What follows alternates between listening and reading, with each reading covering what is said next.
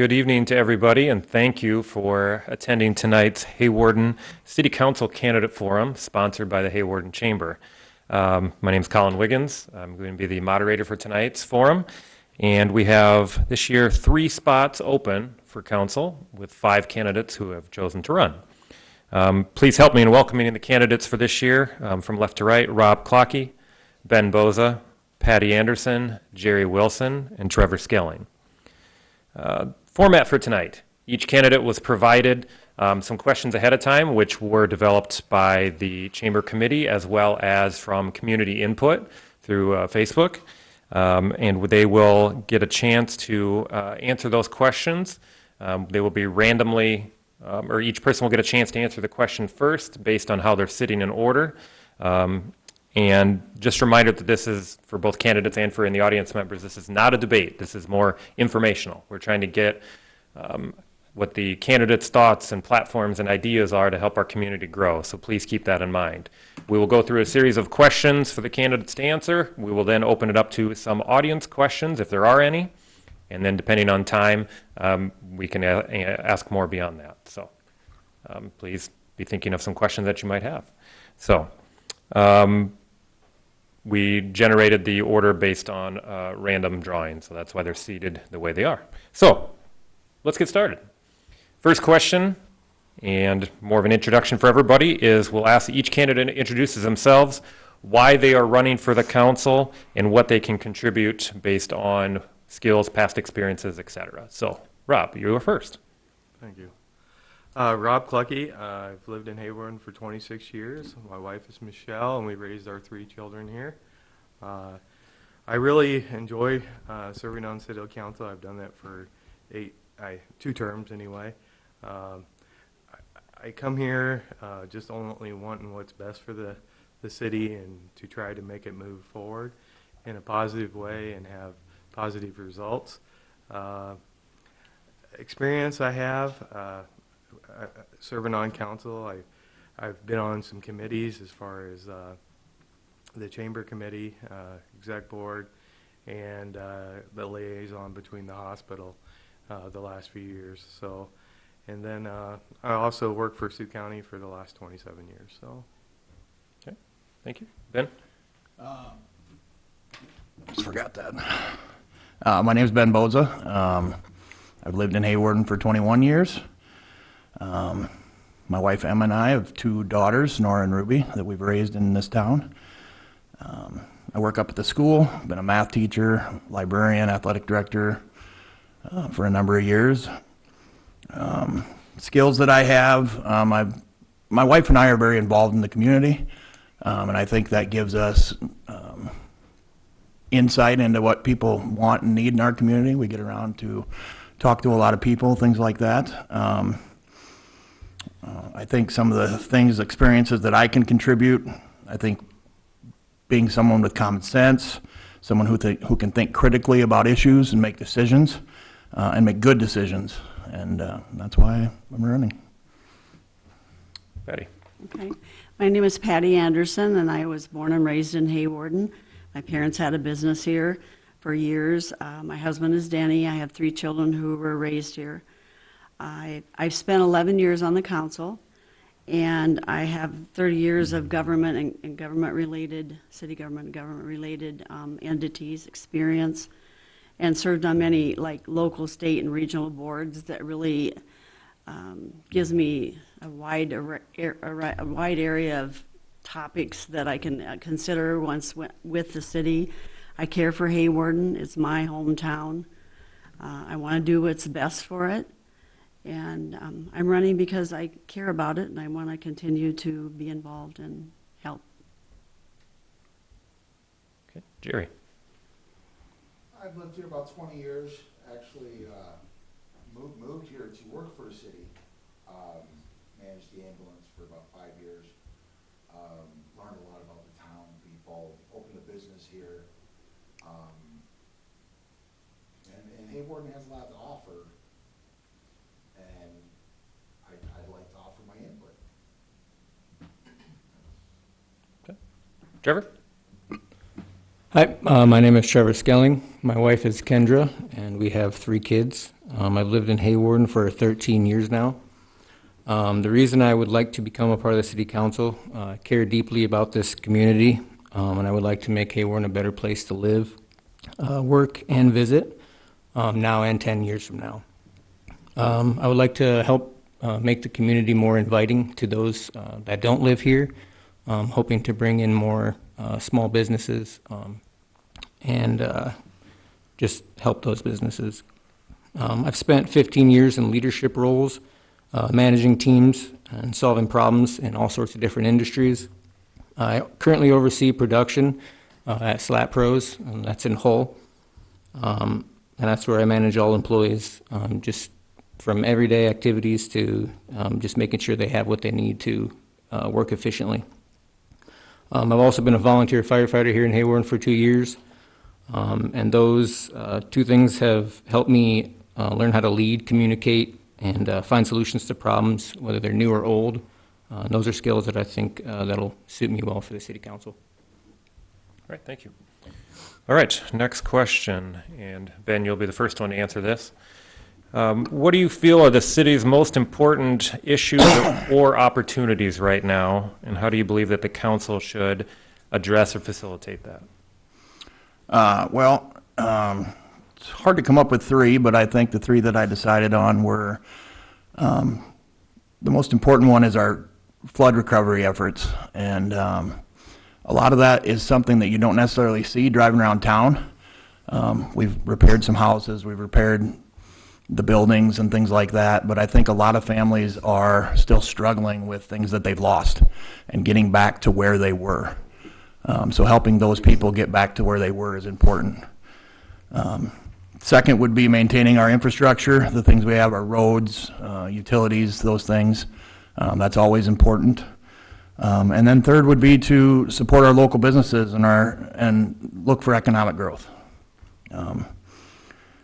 Economic growth is something that should be the priority of every community, but I think especially in Hawarden, that's something that we need to now, after the flood and after we focused on those things, start focusing back on not rebuilding but building and moving forward.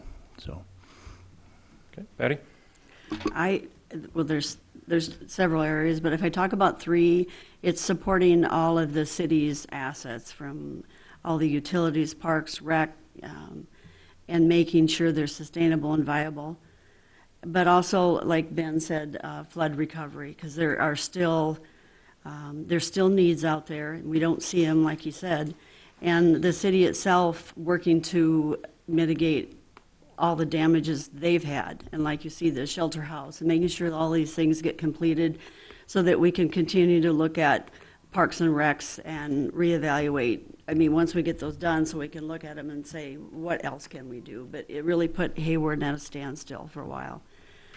And financial stability for the city is really important, while along with that, promoting growth, I would say. Okay, Jerry? 3 things. Turn that on, huh? Again, the flood thing, there are still people dealing with that. And that'll probably take at least a few more years for everybody to be back to where they were at.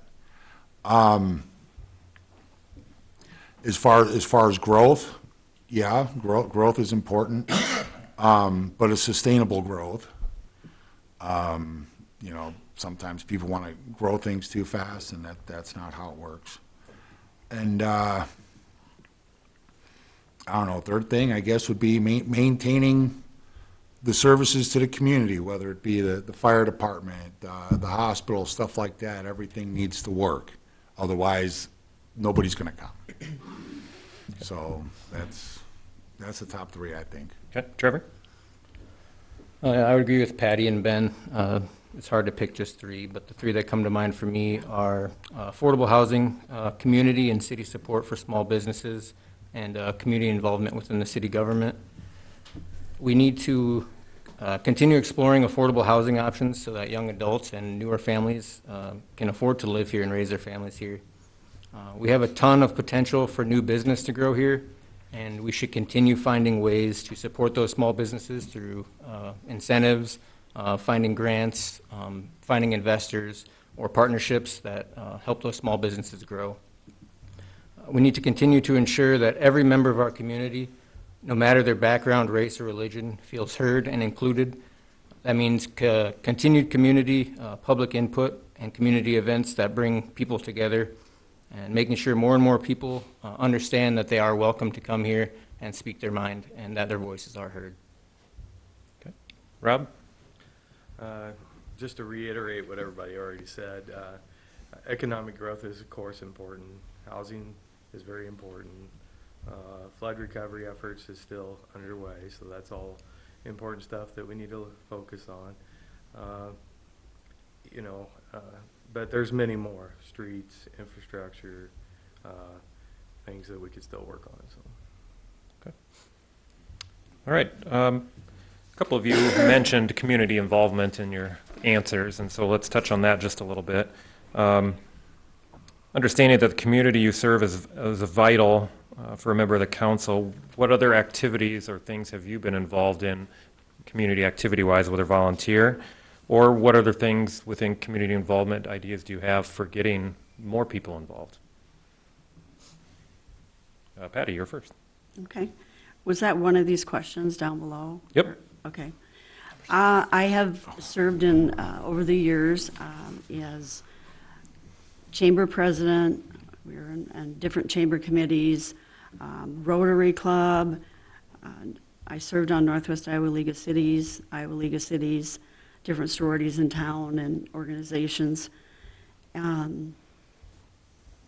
So, I mean, all of that, and with what I've learned in my career and how I served on the council, have benefited me in, to be involved with the city council. What was the second part of your question? Other ways that we can help, or the council can help promote more community involvement. I'm big on volunteerism and people and promoting it. And I know at one point when I was at the chamber, I think, president of the chamber, we were trying to brainstorm ways. And one thing that we did that sort of worked was it seems like anymore people don't want to be on a committee like all year or like every other week for a long period of time. And we asked certain individuals if they would serve on a committee, and then at different events, we would call them in. And that really helped. There's different ways to try to recruit them, but sometimes I found if you just ask people, and if you say what you want it for, and I was asking people, that's important, because that's when I found the interest. Okay. Jerry? Okay. I've done DEMS. I did that for 5 years here. I was the director. That involved a lot of trying to wrangle up volunteers and get them to take training and time out of their day. What I learned from that, volunteerism is dying. I'm just being honest. It's a struggle for any organization to find anybody to volunteer. So, we used to have a derby club. I was part of that. And we used to have a derby, and nobody wanted to volunteer for that. We'd even try to get local nonprofit groups and stuff. Hey, come out, set up a table, do some stuff, tell people what you're about. They said, well, can you just write us a check? A lot of them, because they can't get people. If there's some magic way to get people to volunteer, I'm all ears. But what people need to understand is if they don't volunteer, things are going to go away, just like the Derby did. And, it's their town. If they're not willing to take the time to put into it, it's kind of like if people stop volunteering for the fire department or the ambulance, we're going to wait for Ireton or Sioux Center to show up. It's going to be a bad deal. So what I've learned is that volunteering is dying, and that's the reality of it. Okay. Trevor?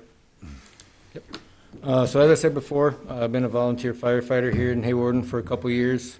And that alone has taught me a lot about teamwork and commitment, as well as, keeping calm in rough situations and learning how to handle those smoothly. I've been a Sunday school teacher here in town for 5 years, and I enjoy doing that. Both of those roles have allowed me to connect with different age groups, different kinds of people, different backgrounds, and I think that helps me better understand the needs of our community. I've never served on a board like this before, but I have spent many years leading people and working with all sorts of different kind of people, working towards shared goals, and I think that, makes me a good candidate for this. Rob? Yes, I think serving on boards is important. I think it shows community involvement and, for instance, it's been a while, but the city had a planning deal where they brought all the citizens in. I don't know how many years ago that's been, but one of the things that come out of that was the Hawarden Parks and Recs Committee. And we've served on that for, I don't know, 6-8 years, somewhere in there for sure.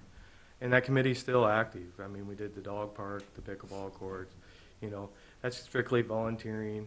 It's trying to do projects for the community that makes Hawarden a better place to live. So that's one of the things I've been involved with. Served on the Hawarden Chamber. I try to help out with the Labor Day events and whatever I can, because those are what brings people to town. And I think we're doing a good job there. Some other things I've served on, Knights of Columbus, church. It's always good to give back to people. There's many ways you can do it, be involved in your church and that kind of thing. And then I'm also on the Sioux County dive team. Not too many people really know that about me, but when there's somebody that's in the water that hasn't surfaced, we go out there and we try to bring those families back comfort in their loved ones. So that's something I've done for probably 10 years or so as well. And then just job-related boards, Pheasants Forever, Ducks Unlimited, Turkey Federation, Sioux County Sportsman's Club. So a lot of different things that way. So but it's always good. I enjoy visiting with people. So that I think that's a quality that I have. So, and that's where I'm at. Okay. Ben? Just my experiences over the years, 21 years at the school, I've seen a lot of some of you grow up, some of your kids grow up, getting to know a lot of those kids at a very deep level. Working with them every day is great, and now they're becoming parts of the community and leaders in our community and business owners in our community, and that's great to have those relationships with them. I serve with Rob on the Hawarden Parks and Rec Committee. That's a great committee that again, came from the Hawarden visioning process, and we've tried to build some nice quality of life things in Hawarden, the dog park, walking trail, pickleball courts, things like that. In addition to that, I'm on some regional boards. I'm on the Governor's STEM Advisory Council for Northwest Iowa. Gives me a chance to see what other schools, what other communities, what other groups are doing around the area. I also serve on the board of a nonprofit in the Sioux Falls area called New Directions. And just being on those regional boards just gives me a new perspective. And like I said, it lets me see how other people are doing it too. And I'm able to take some of those ideas and bring those back to our community. So those have served me well and given me a lot of experience. Okay. Patty? Okay. You started this question? Yeah. Okay. Patty started. All right, I'm already lost. You can Nice. go again if you want. All right, moving along. You had mentioned, or I think a couple of you had mentioned in the previous questions answer about issues or things, opportunities, and a common theme always is businesses, economic growth, things like that. So what do you feel is the City Council's role in economic development? And currently we have an economic development director employed by the city. Do you feel that is something that should be continued? Should it change? Does it work well? Does it not? Jerry, you were up. Okay. As far as businesses and stuff, I've had one here. It's not easy. I've since then have rented that building out to different people, and they have learned to struggle. It's not easy to have a business in a small town. What can the city do? I don't really know. I've never taken any city incentives or anything like that. I'm sure they're out there, but people, I mean, I've never had anyone say, hey, can you fill out this form for, you know, so I can get this incentive grant, whatever. As far as having an economic development director, as long as it's serving the people, I don't see an issue with it. I mean, if it's good, keep it. If it's bad, get rid of it. It's, I mean, pretty simple. Okay. That's my answer. Trevor? In my opinion, the council's role is to create an environment where growth can happen. We should be proactive and open-minded, finding different ways to attract and support new businesses as well as existing businesses. I strongly support having an economic development director. I believe the position has proven to work.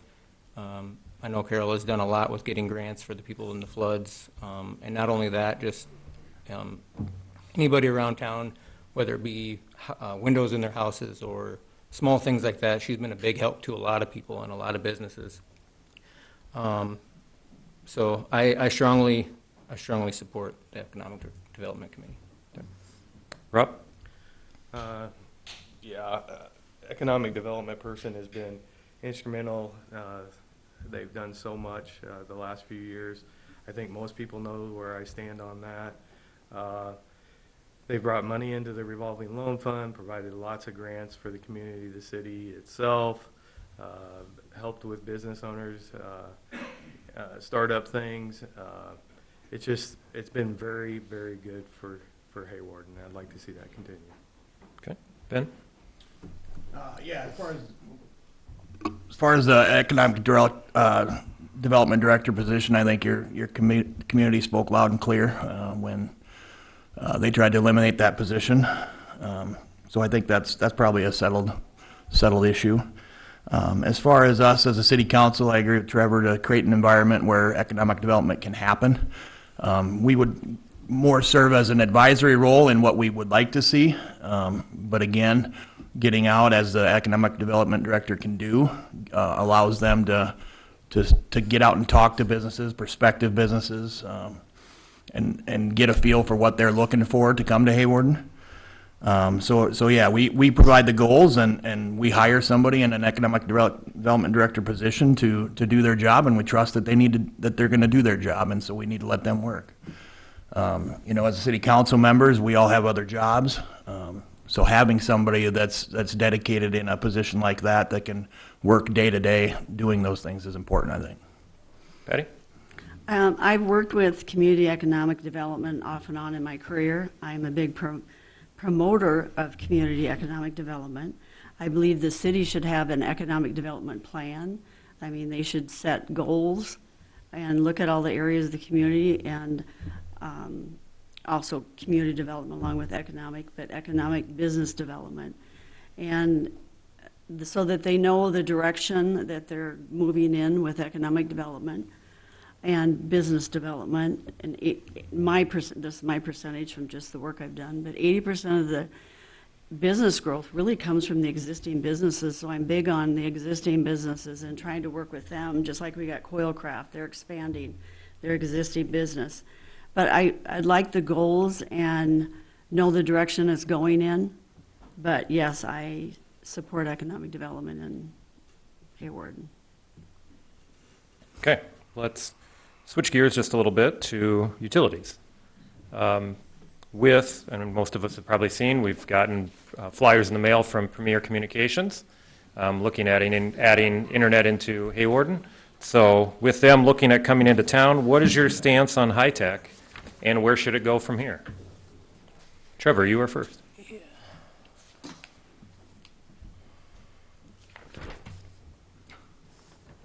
Trying to find that one.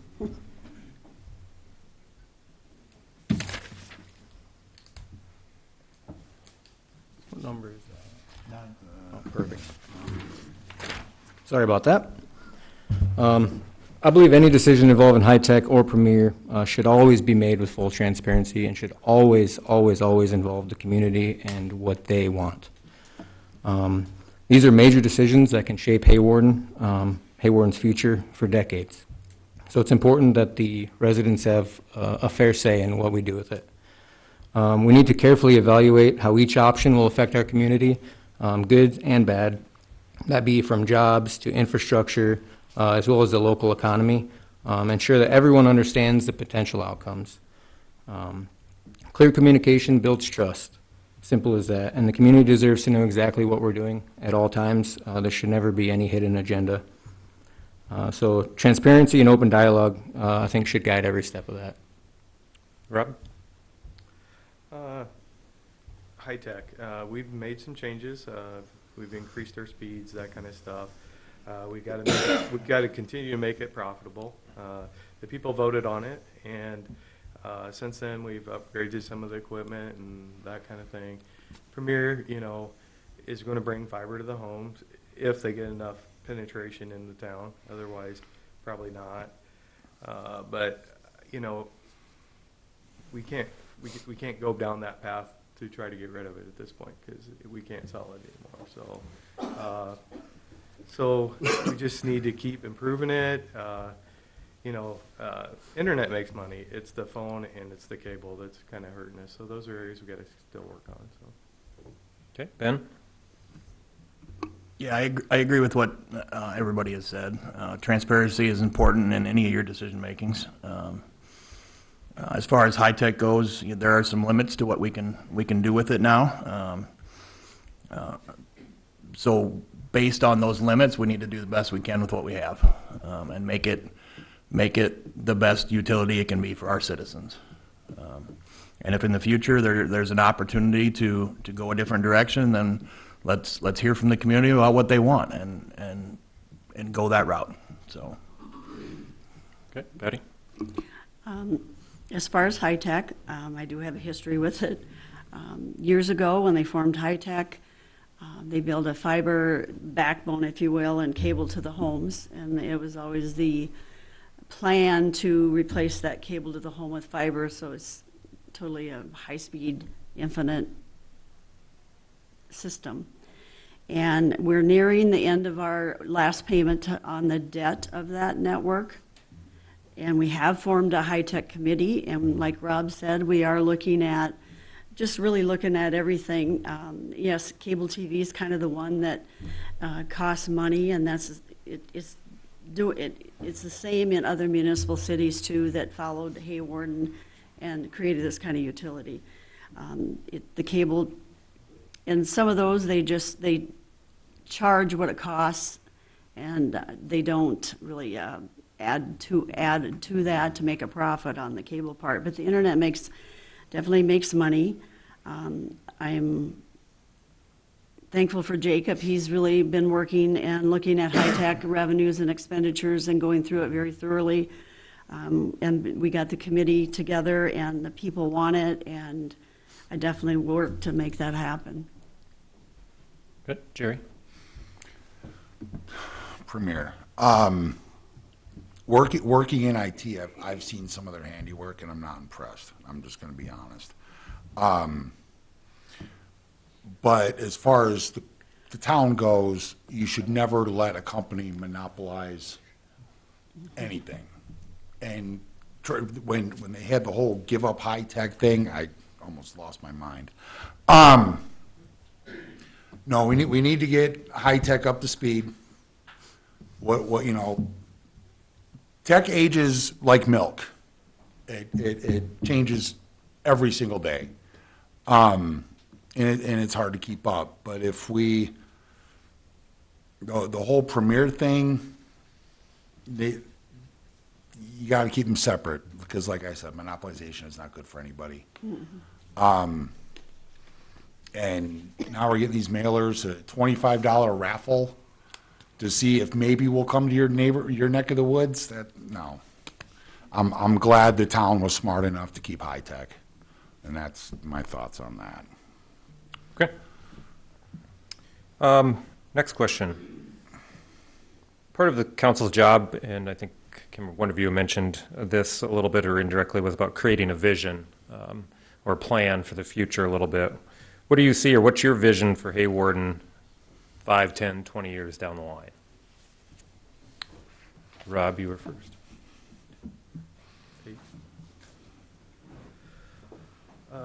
I guess my vision is to focus on what the people want, and that whether it's with the cable, internet, you know, what things can we bring to Hayward and keep moving, you know, our community forward as far as new business and new growth.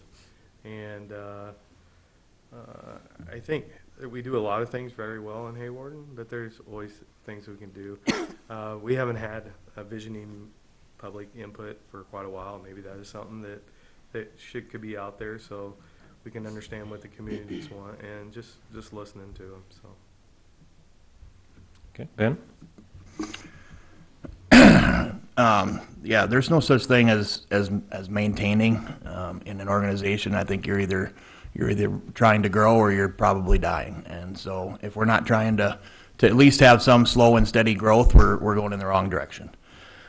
So that would be my initial goal is to keep Hayward moving in a slow, steady growth cycle.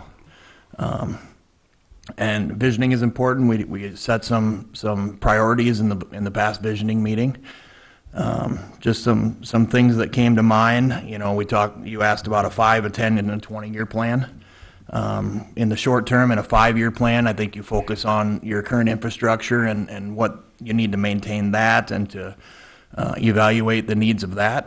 That's something that's a priority in a 5-year plan. I think in a 10-year plan, you could look at doing some development, some residential or some commercial development. We've got some promising areas in town where we could do that. I think one of the things that kind of the rumor that's been floating around is there might be some development around the golf course area, and that would be great. The south side of town is kind of set up to do some commercial development, and that's great too.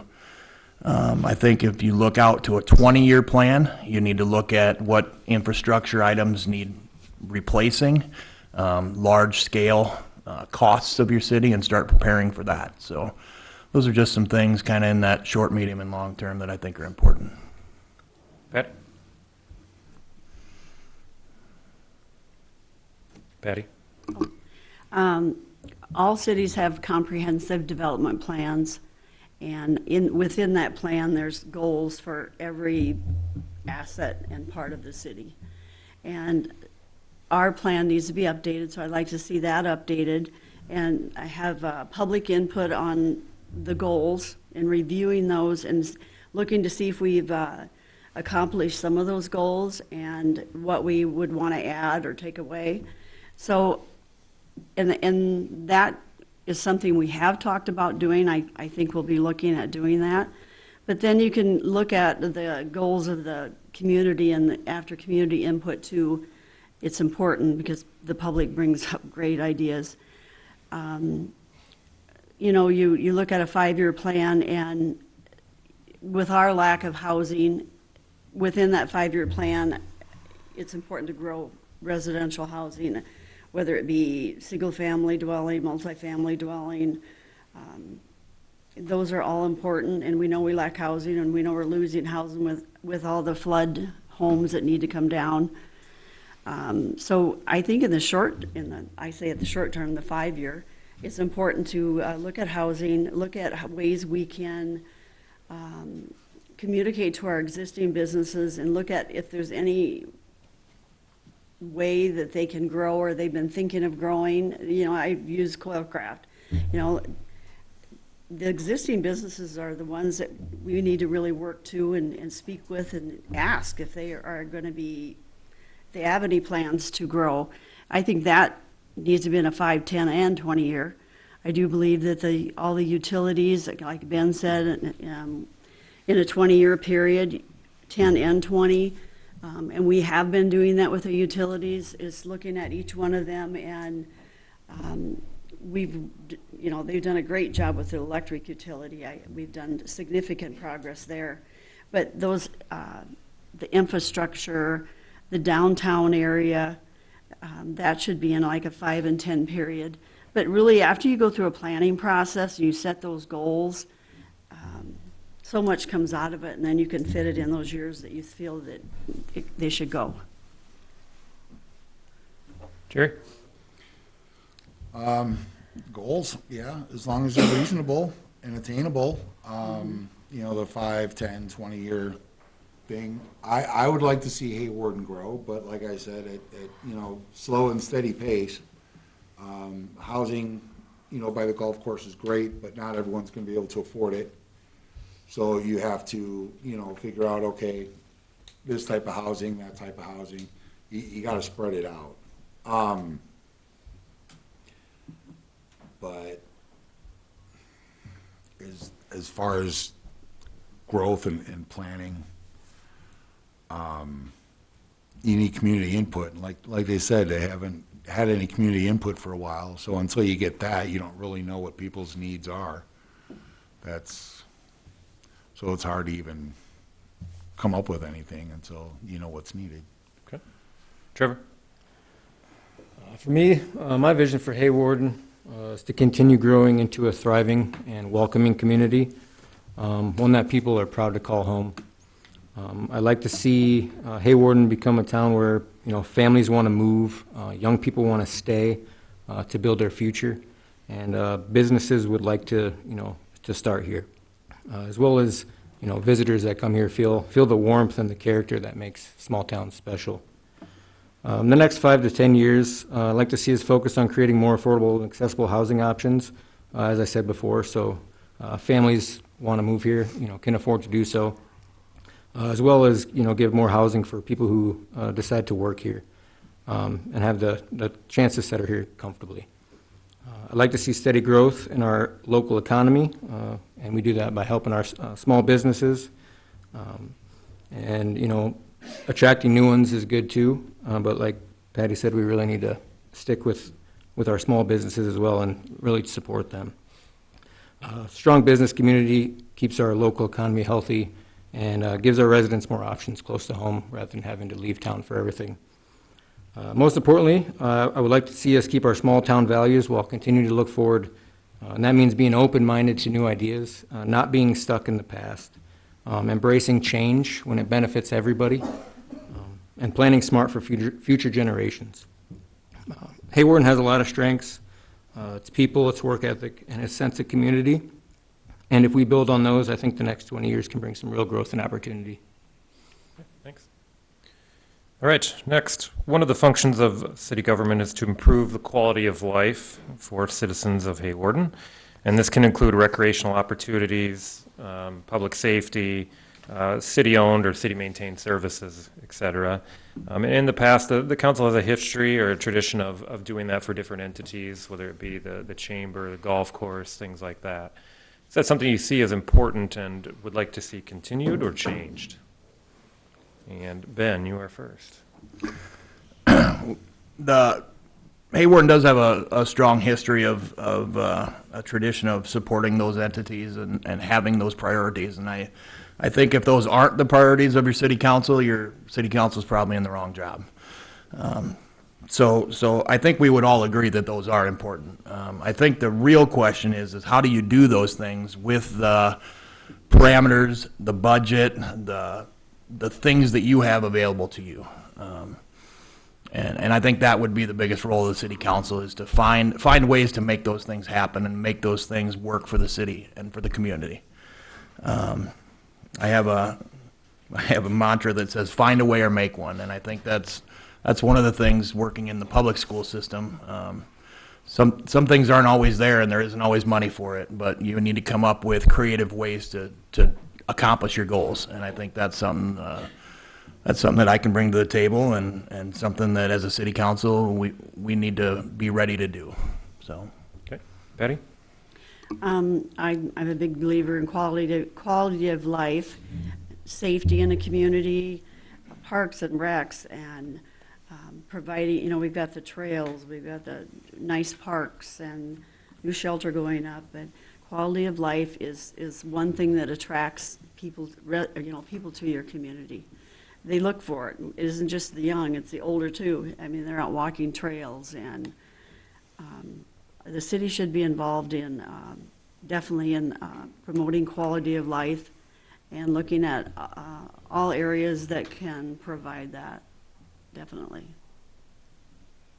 Okay, Jerry? Well, in the EMS world, we were always told to do more with less. Nobody thinks about the ambulance until you need one. So trying to do everything to make, you know, everybody's quality of life good within a budget is a challenge. Did it with the ambulance for 5 years. But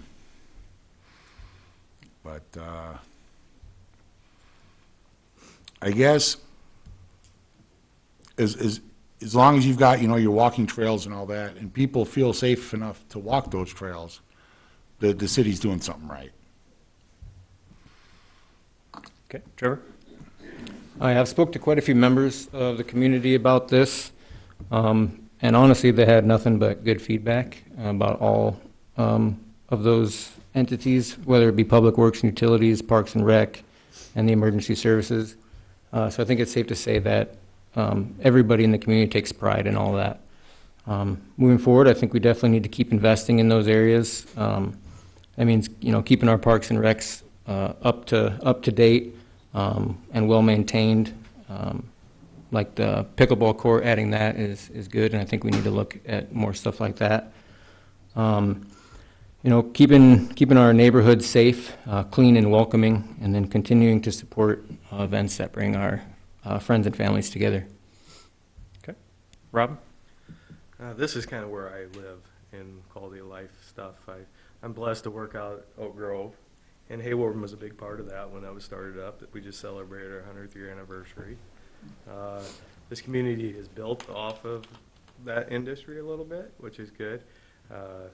We also have the Big Sioux Rec area now.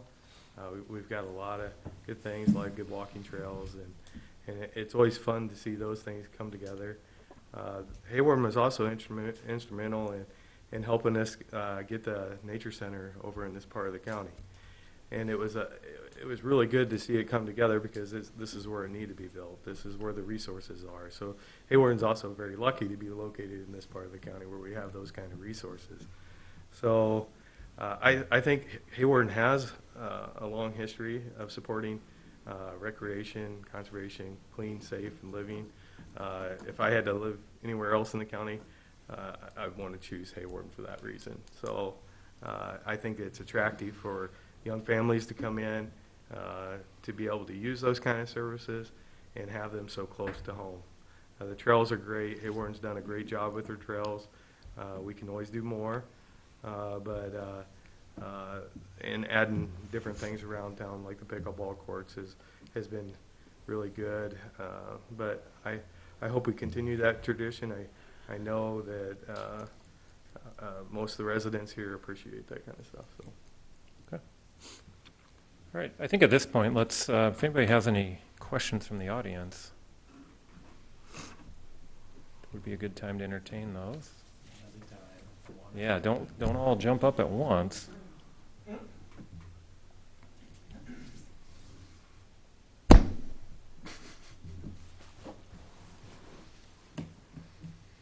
Si, go ahead. Keep it, just a reminder too, these are general questions, not directed at anybody, one person, please. Yep. So a lot of people said, we want to do things that's going to make everybody happy. I think anybody who's ever led anything knows that that's a made-up thing, that's a fallacy. You can't make everybody happy. A yes to one thing disappoints somebody else. And so that being a reality, how will you go about making decisions on who to disappoint and when, and who to please with your decisions, and how will you manage that as you go through your role on the city council? Okay. Patty, you were the lucky or unlucky winner to answer that question first. I So- take each topic and honestly put a lot of thought into them and try to think of both sides of, you know, if people are against or for, and try to make the best decision for the community. And there's usually a lot behind the scenes too that you really can't say or talk about. I care about every decision I make, and so that all comes with city government, everything you're dealing with. I mean, you never know what's going to come up. And so you're going to have topics that some people are really passionate about and expressful about, and You have to give it your best thought and time and talk to the people. And if they, want to approach you with it and discuss it with them. I have a lot of people stop by my house all the time through things that have come up for the council, or they call me all the time throughout the year, and I welcome that. I always will. Jerry? Is you're not going to please 100% of the people 100% of the time. That's absolutely correct. But like in school, 70% is passing.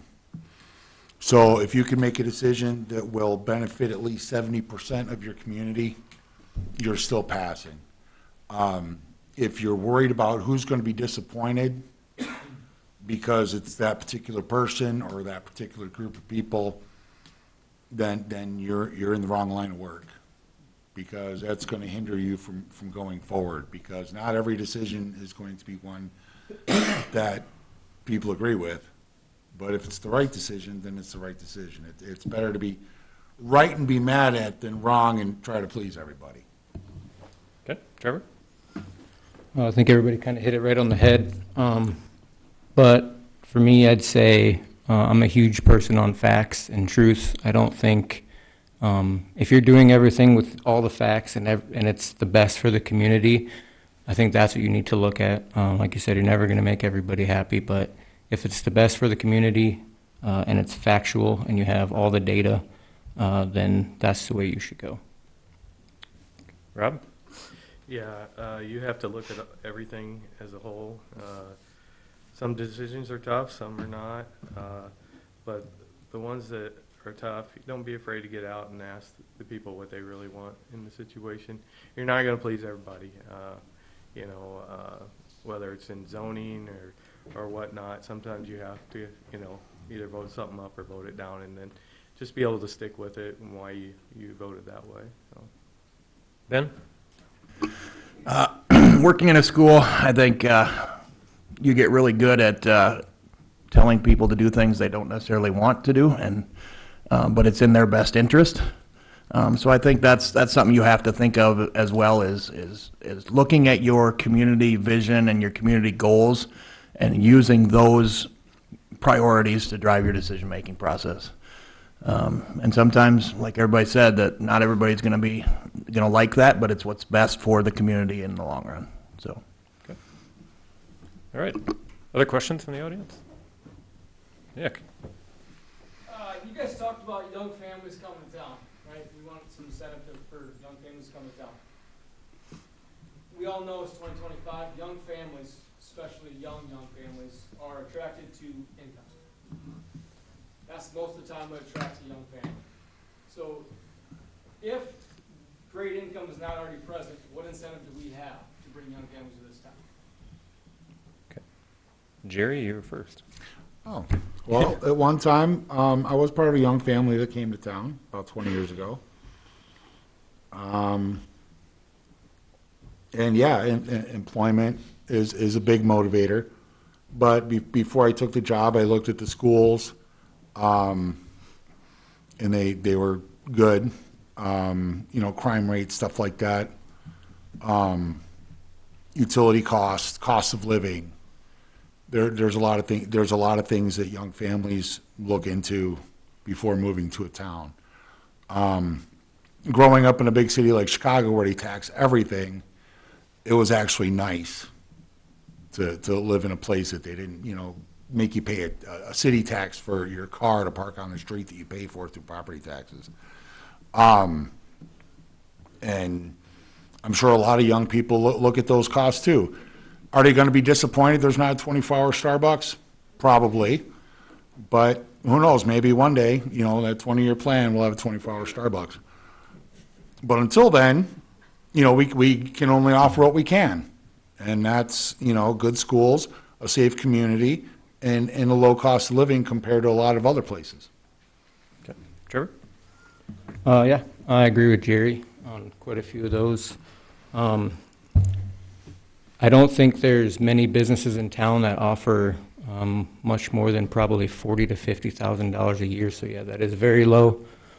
So I think that's another place where the affordable housing comes in, showing them that we have places that is affordable for them to stay in. as well as just showing that we are moving forward and trying to do the best we can to grow, because growth is a huge thing. Nobody wants to move to a town that's dying and, you know, depopulating. So I think proving to them that we are working forward to build this community and, you know, hopefully eventually bring in some bigger businesses that create more opportunities for some more, you know, higher paying jobs. Rob?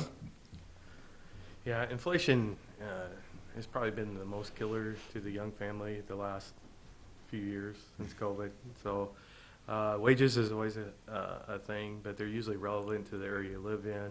Hopefully we can continue to get those wages up. Housing has really taken off, so that it's, I know where you're coming from. It's hard for my kids to be able to afford a house anymore. So, and to move to, so affordable housing is one thing.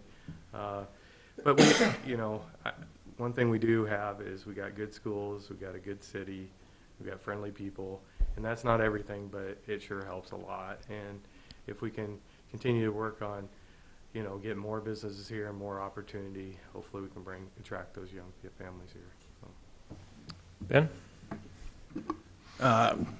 Yeah, if you can't raise incomes, then try to control expenses. So keeping costs down for people is a big thing. But as far as local businesses go, I think the priority needs to be is encouraging our people to shop locally. Stop sending your money out of town. Hayward has a wide variety of things that are available, and most of the time you can find it locally. And if you can buy that in town, then that tax revenue stays in town and it supports that business. And then that business can offer their employees higher salaries, and it's a never-ending cycle. But if we start spending money out of town, then it's unlikely to come back into town. So I think that needs to be a priority to help to grow those incomes, just in a roundabout way. Patty? In my career and on Iowa League of Cities, that topic came up a long time ago, and cities were wanting to find ways to recruit their young people back.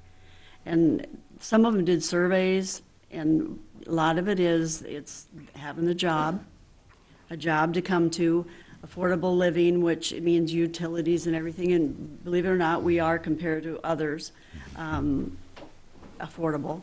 The housing, but they want amenities, recreational amenities. They want good schools. So those are kind of all the things that you have to look at. I mean, we got the schools, we've got recreational. Could we add more? Maybe. And they want the trails, the walk. They want to exercise, get out there and walk, and they want to be able to go somewhere with their kids, and the kids can play. And just like kind of at the park now, really, your kids could play and you could walk around. But those were really important. Those would be the things that we should really look at. Jobs are definitely important, and so it's like, how do you grow your community? But I'm a big believer in talking to existing businesses and how maybe some of those could, yes, you go after a new business that you could get to come here, but the existing businesses, you know, if there is any growth there, like I keep referring to like Quailcraft, because, you know, there's decent jobs there, good health and good benefits, but those are the things that came out of a lot of those discussions, and those are the things I would say we look at. Okay. Other questions? Yep, Mario? What do you guys feel as one of the biggest factors in order to attract a small business, even a medium-sized business to Hayward? You say location, taxes, manpower, skilled labor, or anything else you think? Yeah. Okay. Trevor, you're first with that. I think all those are obviously important. But as far as a new business, I think what they're going to be looking at is, you know, what can we offer as a community? Are we going to shop there? Are we going to spend money there? Do we have the infrastructure to handle what they want to bring in? So I think proving to them that we are able to do all those things will, you know, hopefully invite them to want to start a business here. Rob? We've been working on a lot of stuff like that as far as electrical upgrades. We've been fortunate enough to go through that, the wastewater treatment facility, doing those kind of upgrade. Bringing a large business, though, you have to town, it's a little more difficult because you have to have housing, you got to have skilled labor, everything you talked about, building on our businesses we have here, which eventually, hopefully, that brings more business down the road, so. Ben? Mario, you talked about all the things that are going to attract a medium-sized or even a large-sized business. Your pool of job applicants, the amenities that the community has to offer, your infrastructure, things like that. You know, as a city, we can look at tax incentives, things like that, but we may need to come up with outside-the-box thinking to do those.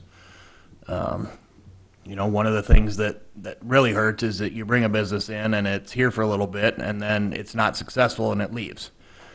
So as community members as a whole, we need to make sure that when these businesses come in, we support them and we shop there and we use their services and things like that. So that's a responsibility of everybody in the community. But as far as a city, yeah, we can look at some options, some tax incentives, rebates, utility rebates, things like that, that kind of prioritize on longevity. And, you know, those rebates can maybe be structured as, you know, you get a rebate after 5 or 10 or 15 years in the community, and that'll entice them to stay longer and give them that reason to stay here, so. Patty? Did you say me? Mhm. Okay.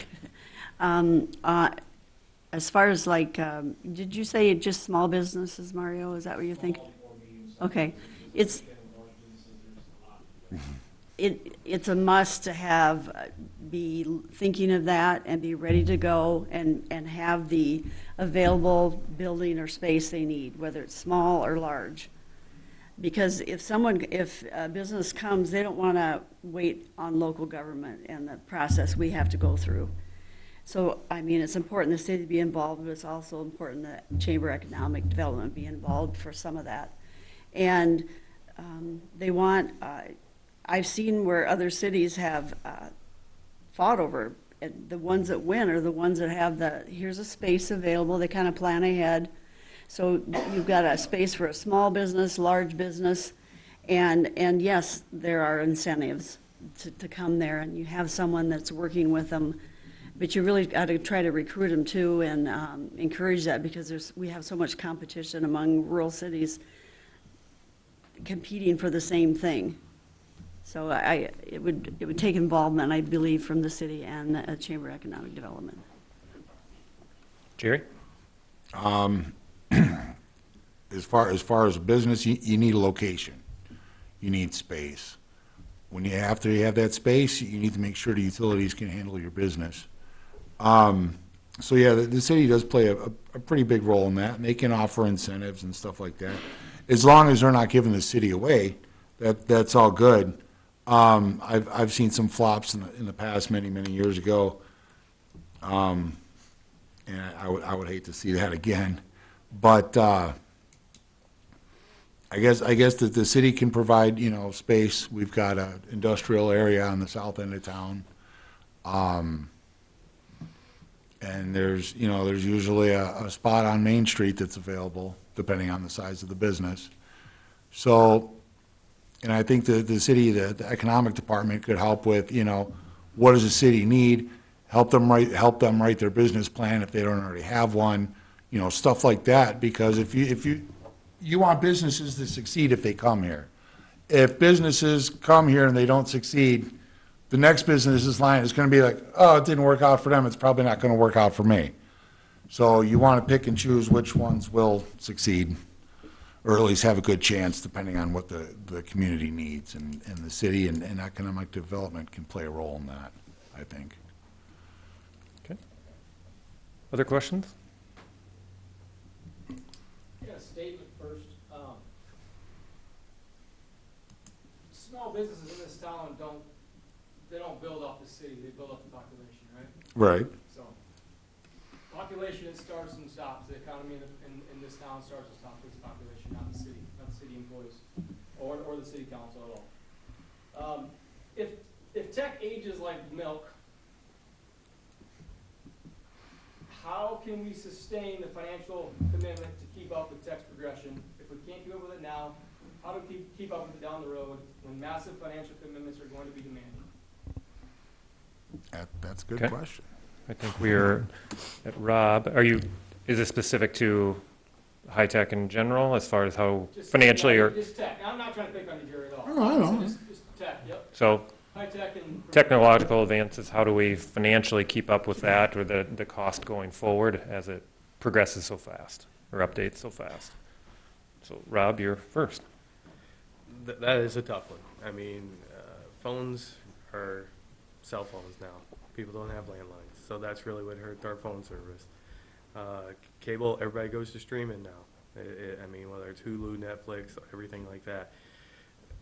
Internet is where our security is as a city.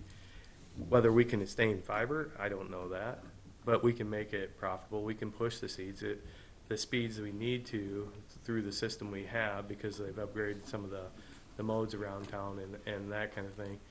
But the connection is good. Really just about as good as the fiber and the speeds you can get. But the bandwidth is where we were struggling with the cable system.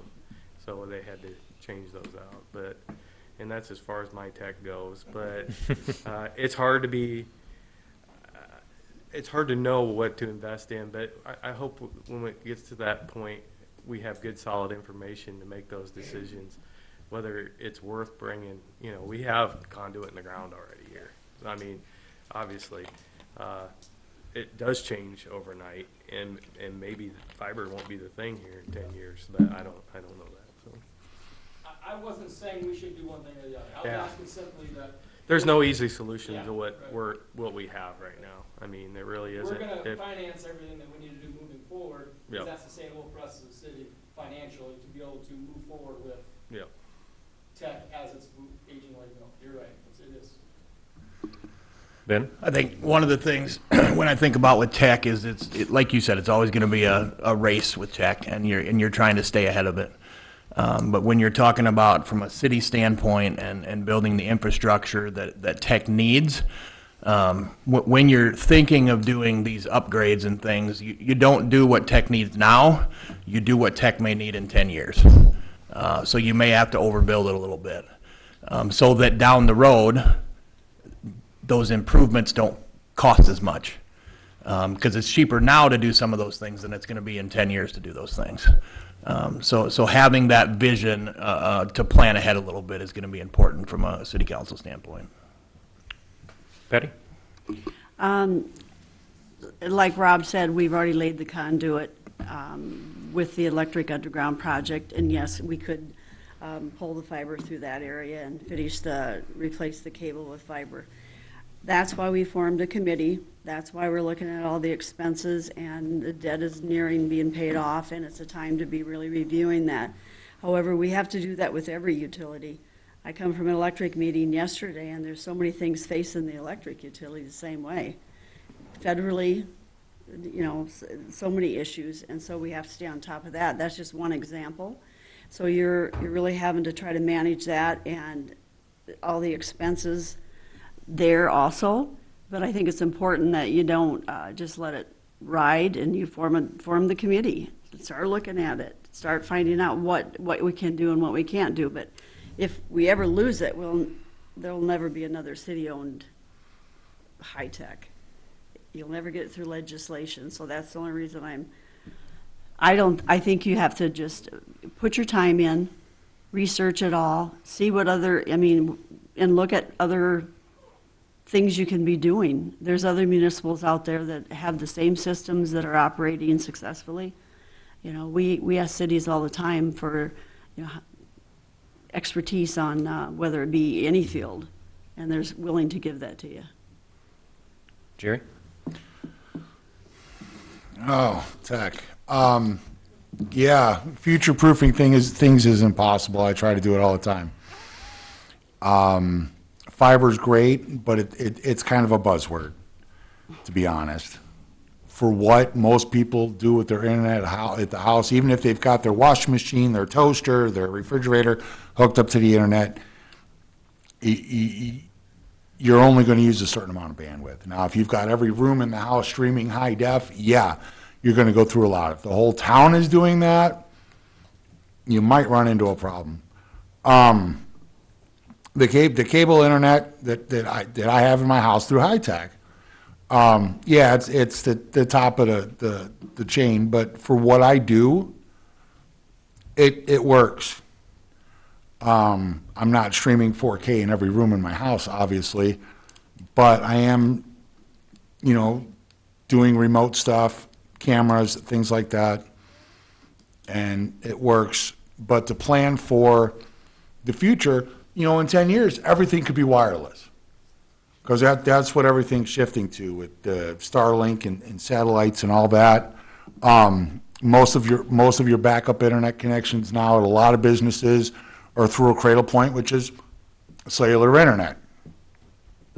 So it's kind of hard to predict the future, and you don't want to put everything in one deal, and then all of a sudden, kind of like fax machines. You didn't want to buy the biggest fax machine in 2005, because now everybody just scans and emails. So trying to predict tech, I mean, if you can do it, you know what? Go to the stock exchange and invest, because you'll be a billionaire by the end of the year. It's something you can't predict unless you've got a crystal ball.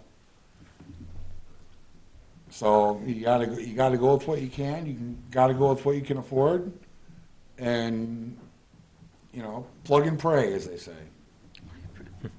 Trevor? Yeah. With that, I think it just depends on, what is it going to cost to do what we want to do as a community. That's a big thing. How is it going to affect the community? Like most of these people have said, you can't predict the future with the internet. A lot of things could change. So I think staying knowledgeable in what's new, what's expired, how do we get to a better place for the right price and the best options for the community. So whether that be budgeting for it and just slowly building that up for when we do decide to make whatever change we decide to make, we have the ability to do that.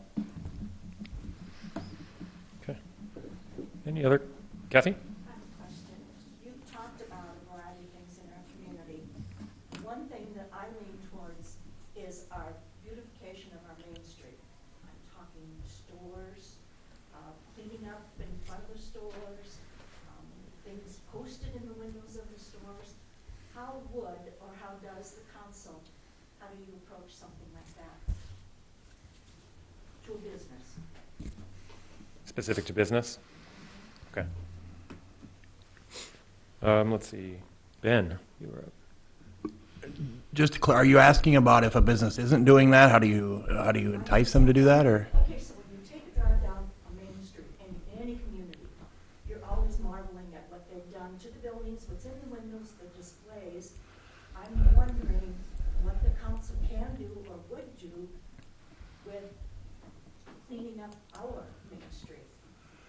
I'm not in the business, not all, I'm not saying all businesses, I'm just saying, how do we go down and say, hey, I can't even get into an example that I'm going to say, but how would you look at our Main Street? Well, I guess I think of it from a broad perspective is it's a mindset of your community and how much they want to be involved. So encouraging people to be as involved as possible makes you responsible to your neighbor. And so it makes you, the people want to be involved in those things and have the signs in the windows, be involved in community activities. So yeah, it's more of a mindset from a city council standpoint to encourage those things. I think one of the positions that's important in that is the chamber director, and the work that they do in having community events and involving all the businesses so that they feel like they're a part of the community. And those things then lead to, well, if I know that I take pride in my community, I'm going to take pride in my business, and I'm going to upkeep it more. So I think it kind of all starts with a mindset there of being involved and being responsible and accountable to your neighbor. Okay, Patty? First of all, I have to praise the many businesses down there that have improved their facades, because there are many. In order to, I'm assuming, because you haven't given examples, that you're thinking of things on sidewalks or windows or whatever. The city would need to review the downtown ordinance. And I'm not sure that the ordinance we have right now would prohibit them. So that would be something that would be the ordinance that would probably help govern that. Okay. Jerry? Cultivate community pride. I mean, you can't legislate morality. You can't legislate, oh, your business needs to look a certain way. That the city is not a homeowners association or a business owners association. So that's something for the chamber to cultivate that sense of community pride. I know, what was it, like 15 years ago, I told you I promised I wouldn't put insulation in the window if things didn't pan out, and I've tried to keep that little storefront from being a storage facility, and hopefully you don't have an issue with the signage they just put up, but yeah, cultivating community pride, because legislating it's not right. Trevor? Yep. As far as the signs go, I would have to agree with Patty. It's something you'd have to look at the ordinances. What can we do with what ordinances we have? How can we change them? As far as beautification of the downtown, I think the best thing we can do is ask this question is, why haven't they updated? And I think if you do ask a lot of businesses that, their answer would probably be, we don't have enough support and we can't afford it. And if that's the case, then as a city council, we would need to look at what incentives can we give them, to help them. 'Cause that's what we are here for, is to help these businesses and, help them grow. So, Okay. Rob? Yeah, there is, we have had some programs that help beautification downtown as far as the businesses go. And it's about getting those people informed that they can, and it is a money thing, If your business is struggling, it's hard to make those improvements. So, ordinances are great, but then you got to enforce them, and then, our goal isn't to drive business out either. But we just got to be careful on how we approach that, I think. And maybe the ordinances can be changed to help with some of that. But, just encouraging the community and the business owners. And if like Trevor said, you don't know what their situation is unless you ask. So I would take that approach, I think. So Ben?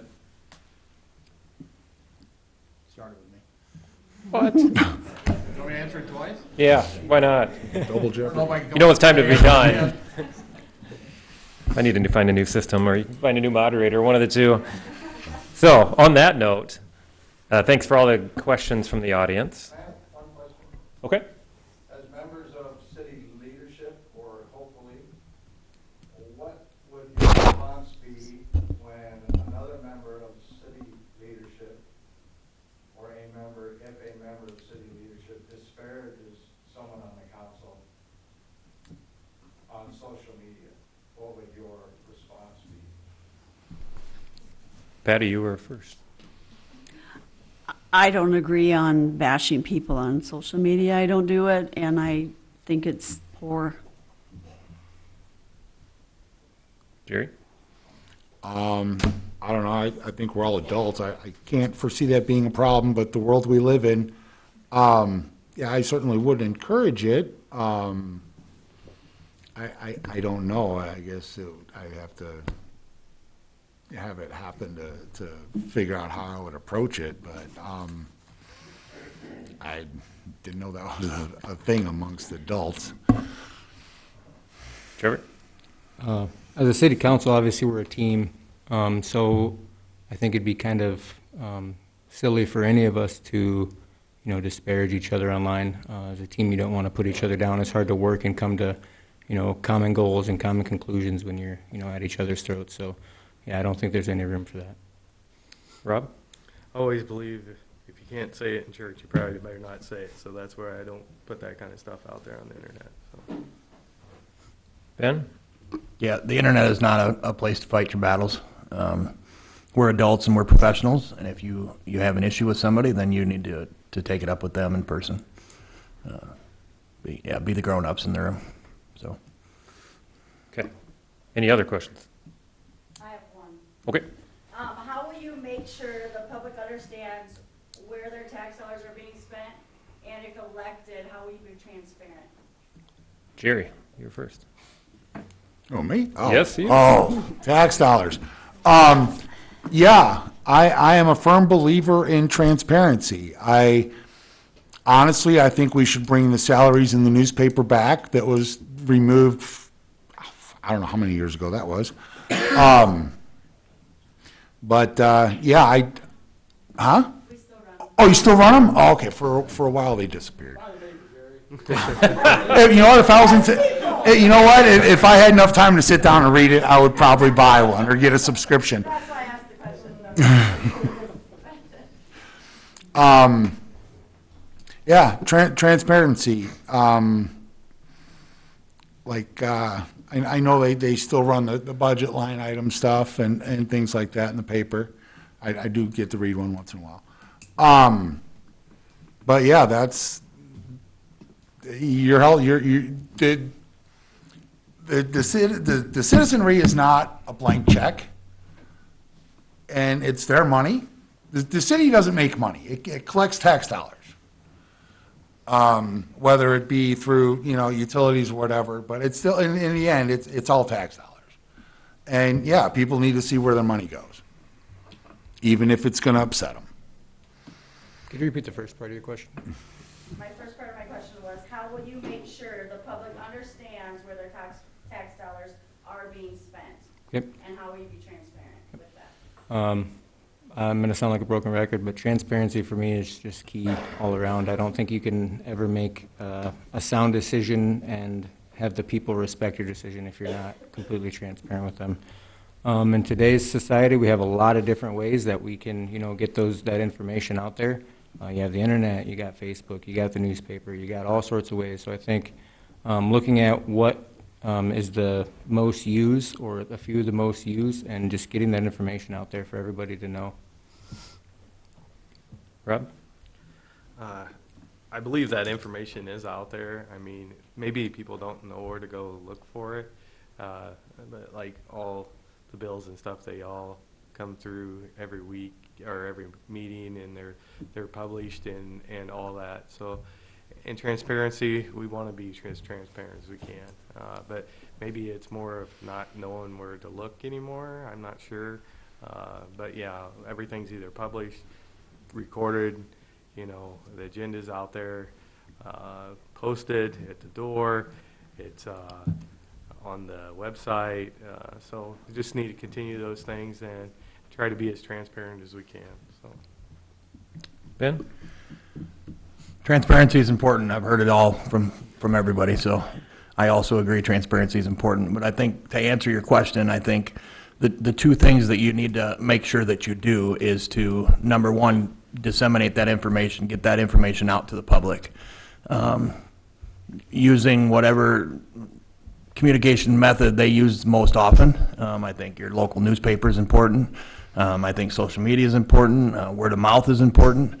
But the second thing that I think you need to make sure you do is to invite your public to be a part of that decision-making process. And it's not necessarily that you're going to put everything to a public vote, but if you can gather feedback from people and listen to what they're asking for and share and have conversations with them about the decisions that you're making, and be able to support some of the decisions you're making, then you've done the best you can about making them active participants. So. Patty? The city's made up of several funds, and they all operate a certain way legally. And for example, all the utility funds are revenue generating funds, and that's not tax dollars. And the city gets taxes, yes, tax revenue, But some people think that all of the revenue the city earns is all tax revenue. It's not. And most of the tax revenue is deposited in like, general fund, road use tax for streets, parks, rec, police, and all that. And it doesn't support all those fully, but it would be, we do publish our budget. So if people knew to, if somebody came to me, I would just say, meet me at the city, let's look at this. Here's the general fund, for example, and here's the tax dollars that were deposited, and here's the expenses that were budgeted, and here's how much we spent today. It wouldn't be hard at all. And so when as long as they understand that all the revenue earned by the city is not tax dollars, only a certain amount. And so I'm big on transparency and open to the public. And that they could easily ask the city administrator. All right. So let's finish up then with, we'll give a chance for everybody to just make one last statement if they'd like, to kind of finish up the evening. So Trevor, you were first. Kind of put me on the spot here. Been into so many areas. Yeah, I guess I don't really know what else to add. I just hope that when we come to vote on Tuesday, and we're choosing our candidates, we're looking at who's best for the future. We're not making it, personal decisions. We're really thinking about what those decisions are going to do for Hayward and its future. So I think we just need to be mindful of that. Okay. Rob? Well, thank you for your support the last few years, and I hope that I have your vote for this time, and that's about it. Ben? I'd appreciate your vote. I look forward to serving the community. And keep in mind on Tuesday when you vote that we don't need people with an agenda or an axe to grind. We need to move past that and move our city council forward. So, Patty? I'm kind of echoing Rob, and I would appreciate your vote too, and I will work hard for the community if I get voted in. Jerry? Yeah, same thing. I appreciate your vote. If you have any questions for me, most people know how to get a hold of me. I would like to see the city improve, grow at a slow, reasonable pace. So make sure you vote on Tuesday. Okay. Let's give all these candidates a round of applause. Thank you to the 5 of you for, number 1, deciding to run, as also number 2, participating in tonight's forum. Just ask that everybody, reminder that voting is on Tuesday, November 4th, so please not only vote for the city council election, but we also have school board and hospital board of trustee elections as well. So thank you.